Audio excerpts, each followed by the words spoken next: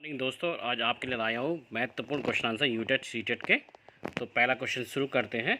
तो छात्र dash dash से ज़्यादा सीखते थे, किससे सीखते हैं? करने से। राइट आंसर का ए।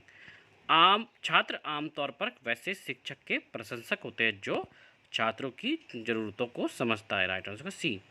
छात्रों में संवेदनाओं का गुण विकसित करने के लिए शिक्षक को क्या करना चाहिए? तो क्या करना चाहिए? इसका राइट आंसर का सी।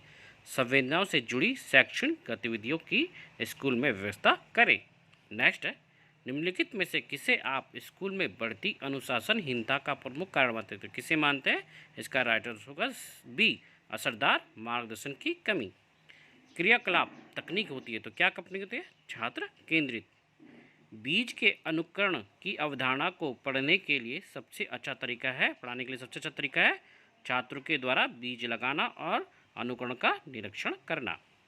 शिक्षा को किसी व्यक्ति की अपनी जिंदगी डैश डैश बनाने में सक्षम बनाने वाली होनी चाहिए। तो बेहतर, संतोषजनक और सार्थक।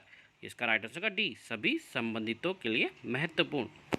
नेक्स्ट है, बच्चे संकल्पनाओं और उन्हें लेबल देने के बारे में किस प्रकार सीखते? तो किस प्रकार सीखते? भौतिक जगत के साथ सीधे संपर्क से, सामाजिक परिस्थितियों से जहां सीखने की प्रक्रिया में भाषा की कोई भूमिका नहीं होती, सामाजिक परिस्थितियों से जहां भाषा की एक निश्चित भूमिका होती है। इसका राइट आंसर होगा ये सभी, उपयुक्त सभी। शिक्षण का मुख्य उद्देश्य क्या होना चाहिए? तो इसका राइट आंसर होगा सी, विषय से संबंधित अपेक्षित सूचना मुहैया कराना। छात्रों में श्रम यानी कि मेहनत की भावना विकसित करने के लिए एक शिक्षक को क्या करना चाहिए? तो इसका राइट आंसर का डी, छात्रों को प्रायः मेहनत करने के मौके देने चाहिए। समूह में और सहभागिता द्वारा सीखने के अभ्यास को सी, इसका राइट आंसर का सी, प्रोत्साहित किया जाना चाहिए। पठनचर्या निर्माण का कार्य माना जाता है, किसका माना जाता है? एक नेमी कार्य। इसका राइट आंसर का ए। विद्यार्थियों की समूह सक्रियता से निपटने के क्रम में उनके बारे में निम्नलिखित में से कौन सा कथन सही है? तो विद्यार्थी की अपरिपक्व होते हुए विद्यार्थी अच्छे या बुरे में अंतर कर पाने में अक्षम होते हैं। विद्यार्थी अधीर और संवेदनशील होते हैं। इसका राइट आंसर का ये सभी। नेक्स्ट है, एक शिक्षक को सफल माना जाता है यदि वह विषय वस्तु को एक सुव्यवस्थित तरीके से प्रस्तुत करता या करती हो। राइट आंसर का बी। निम्नलिखित में से कौन सा महत्वपूर्ण प्रभाव शिक्षण की प्रभावकारिता पर निर्भर करता है? कौन सा करता है? शिक्षक की विषय की समझ। निम्नलिखित में से किस चीज़ पर छात्र कक्षा में सामान्यतः ज़्यादा ध्यान लगाते हैं? किस में लगाते हैं? प्रदर्शन पर। इसका राइट आंसर का बी। कोई शिक्षक छात्रों में किस प्रकार ईमानदारी और अन्य सद्गुणों का विकास करता है? किस प्रकार करता है? राइट आंसर का ए, किसी ईमानदार छात्र का उदाहरण देकर। नेक्स्ट है, यदि कोई छात्र प्रायः अश्लील और अपमानजनक भाषा का प्रयोग करता है तो आप क्या करेंगे?